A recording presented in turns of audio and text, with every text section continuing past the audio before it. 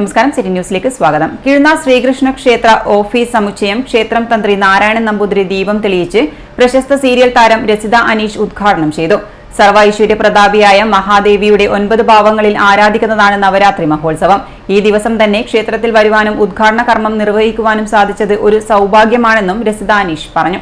കിഴുന്ന ദേശം ധാരാളം ക്ഷേത്രങ്ങളും അമ്പലങ്ങളും ഉൾക്കൊള്ളുന്നതാണെന്നും കിഴുന്ന ശ്രീകൃഷ്ണ ക്ഷേത്രം വളരെ കാലത്തെ പരിശ്രമത്തിനൊടുവിൽ പൂർത്തീകരിക്കാൻ കഴിഞ്ഞതിൽ ക്ഷേത്ര കമ്മിറ്റിയെ അഭിനന്ദിക്കുകയാണെന്നും കൗൺസിലർ PV കൃഷ്ണകുമാർ പറഞ്ഞു. ഏറെ സന്തോഷത്തോടുകൂടിയാണ് ഈ പരിപാടിയിൽ പങ്കെടുക്കുന്നത്.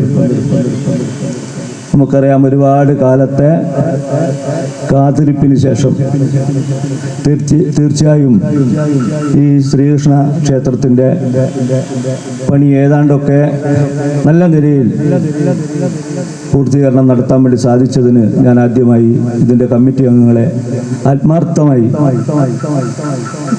അഭിനന്ദിക്കുകയാണ്. ചടങ്ങിൽ ക്ഷേത്രം സെക്രട്ടറി PV ഹരികുമാർ സ്വാഗതം പറഞ്ഞു. ക്ഷേത്രം ട്രഷറർ C മധുസൂദനൻ അധ്യക്ഷത വഹിച്ചു. കൗൺസിലർ PV കൃഷ്ണകുമാർ, തന്ത്രി നാരായണൻ നമ്പൂതിരി, KC പ്രശാന്ത് കുമാർ തുടങ്ങിയവർ ആശംസകൾ നേർന്നു. VP രാജൻ നന്ദി പ്രകാശനം നടത്തി. ഒക്ടോബർ 13 വിദ്യാരംഭത്തോടുകൂടി നവരാത്രി ഉത്സവം സമാപിക്കും.